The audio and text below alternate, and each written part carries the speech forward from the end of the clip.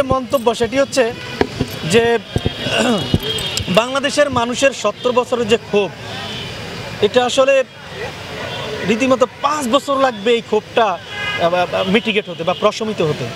৫ বছরের বেশিও লাগবে, মাত্র ১ থেকে ১.৫ বছর গিয়েছে। এবং বাংলাদেশের মানুষ দেখেছে যে এই ধানমন্ডি ৩২কে ক্যাবলা বানিয়ে নতুন একটা ধর্মের প্রবর্তন কিন্তু করা হয়েছে।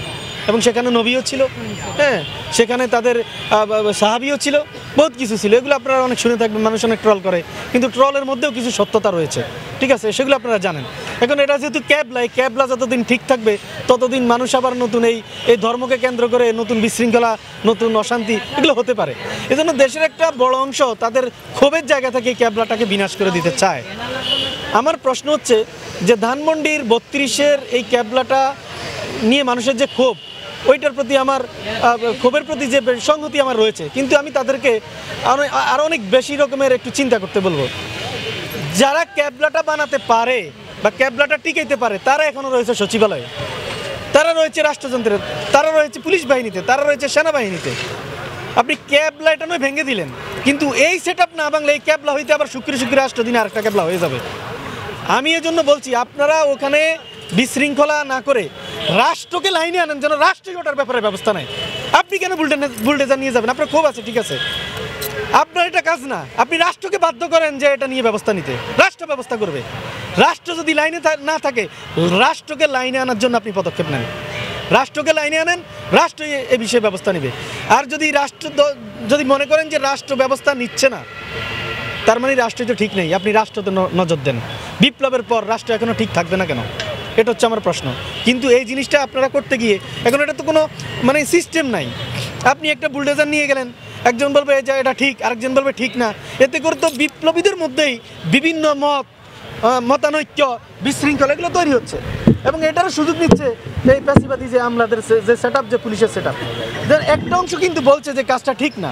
ওই অংশের সাপোর্টটা নিয়ে ওই প্যাসিবাদী পুলিশরা কালকে কি একটা নারকীয় তাণ্ডব চালালো দেখলেন না? They are waiting for a chance. They have a great ক্ষোভ, তাদের অনেক ক্ষোভ রয়েছে, তাদের অনেক মানে তারা আসলে মানে না পারতে মানে আছে না যে মানে একটা বিষয় আছে যে মানে ঢেকি গেলার মতো একটা অবস্থা, মানে না পারতে একটা ব্যাপার তারা কিন্তু করে যাচ্ছে, হ্যাঁ, যে আনুগত্য যতটুকু না পারতেই না ওটা করে যাচ্ছে পরিস্থিতি অনুসারে।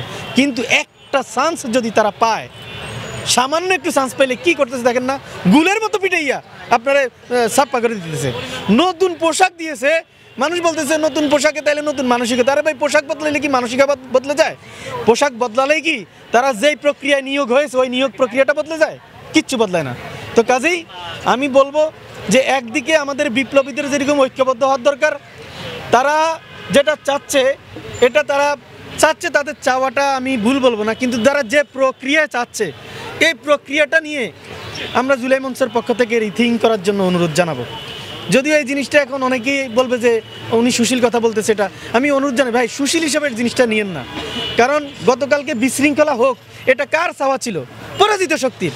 এখন ওই বিশৃঙ্খলা হোক এটা যারা চাচ্ছে, এবং বিশৃঙ্খলাটা যদি আমাদেরই দ্বিধাদ্বন্দ্বে আমরা করে দিই, তাহলে তাদের পারপাসই তো আমরা সার্ভ করলাম। এই জন্য আপনারা এটা কথাটা সুশীলভাবে নিয়েন না এবং অন্যভাবে না নেওয়ার জন্য অনুরোধ করব।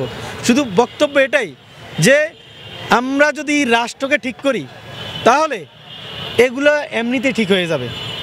আপনি যদি মাস্টার্স পাস করেন তাহলে কেউ জিজ্ঞেস করবে যে ভাই আপনি এসএসসি পাস করছেন কিনা, ওটার প্রশ্ন করার কোনো দরকার নাই। তাহলে বিষয়টা হচ্ছে রাষ্ট্রটা যদি ঠিক হয়ে যায় তাহলে ওটাকে খেলার মাঠ বানানো, তখন একটা রাষ্ট্রীয় আপনার একটা কী জানি বলে ওই যে একটা স্থানীয় সরকার মন্ত্রণালয় বা সিটি কর্পোরেশনের একটা সিটিই যথেষ্ট।